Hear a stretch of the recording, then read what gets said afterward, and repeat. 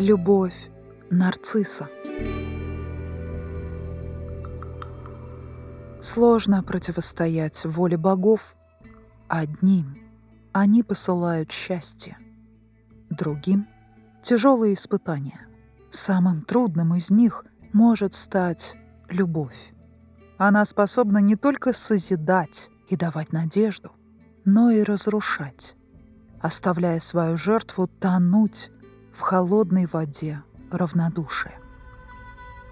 У речного бога Кефиса и нимфы Лириопы родился сын. Его назвали Нарциссом. Он был настолько красив, что это тревожило родителей. Им казалось, столь несравненная красота не принесет их ребенку ничего доброго. Бог и нимфа обратились к прорицателю, чтобы узнать, какая судьба ждет сына. И ответил мудрец, взглянув на прекрасного малыша, что может он прожить до глубокой старости, но только в том случае, если никогда не увидит своего отражения. Кефис и Лириопа не восприняли всерьез этого пророчества и уже давно позабыли о нем. И вот вырос нарцисс и превратился в стройного прекрасного юношу. Молодые нимфы изо всех сил пытались привлечь его внимание, но нарцисс был равнодушен. Он привык к восхищенным взглядам, а сам никого не любил. Однажды, когда во время охоты нарцисс загонял в сети оленей, его увидела юная нимфа Эхо. Она была поражена красотой юноши и мечтала заговорить с ним. Но сделать этого не могла. Когда-то Эхо была наказана великой Герой за неверность, и с тех пор она разучилась говорить. Девушка умела лишь повторять последние услышанные ею слова. В погоне за оленями нарцисс забрел в самую глубину леса. Ему привиделась чья-то тень и послышался шелест чьих-то осторожных шагов. «Здесь кто-то есть?» — крикнул юноша. «Есть!» — повторила, откликаясь, Эхо. «Почему ты прячешься? Где ты?» «Ты!» — ответила невидимое Эхо. Нарцисс подумал, что кто-то из друзей просто решил пошутить над ним. «Иди сюда, здесь мы встретимся». «Встретимся», — ответила Эхо. Счастливая нимфа выбежала из своего укрытия и бросилась навстречу нарциссу, протягивая к нему руки. Но тот увидел девушку и крикнул ей презрительно: «Убери свои руки! Я лучше умру, чем останусь с тобой!» Юная нимфа не знала, куда деться от стыда. Она закрыла лицо руками и бросилась в чащу. Эхо убежала далеко в горы и стала жить одна в пещерах. Много времени прошло с тех пор, но Эхо не могла забыть прекрасного нарцисса.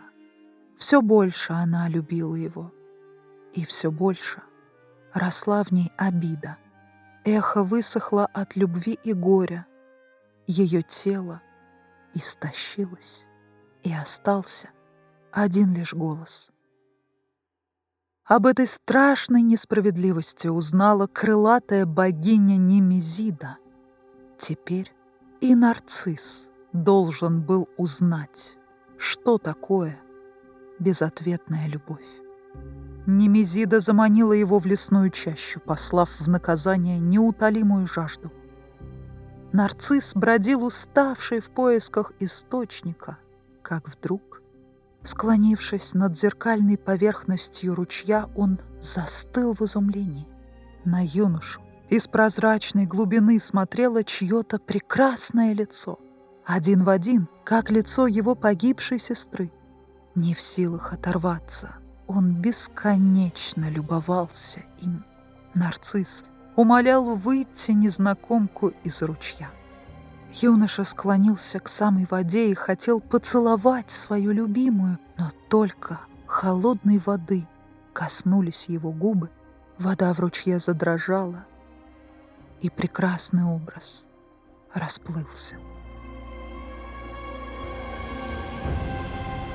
И лишь в эту секунду нарцисс осознал, что это его глаза смотрели в ответ из глубины.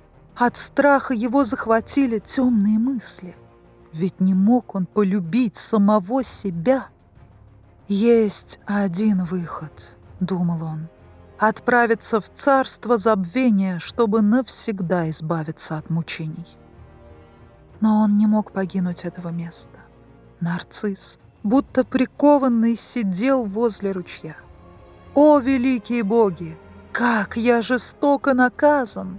Заплакал от горя юноша, и слезы его упали в прозрачную воду. Пошли круги по ее чистой поверхности. Прекрасный образ пропал, и нарцисс со страхом воскликнул: «Не оставляй меня, вернись! Дай мне еще полюбоваться тобой!» Вода успокоилась, и снова несчастный юноша, не отрываясь, смотрел на свое отражение, страдая от своей страшной любви. Глядя на него, страдает и нимфа Эхо. «О горе!» — восклицает нарцисс. «Горе, горе!» — отвечает Эхо. «Прощай!» — слабеющим голосом восклицает юноша. «Прощай!» — шепчет в ответ Эхо. Нарциссу было суждено умереть от горя. Его душа улетела в царство теней. Но и там, в подземном мире Аида, он до сих пор сидит на берегу священного Стикса и непрерывно смотрит в воду. А здесь, на земле, печаль самовлюбленного юноши проросла холодным белым цветком. Нимфы назвали его нарциссом.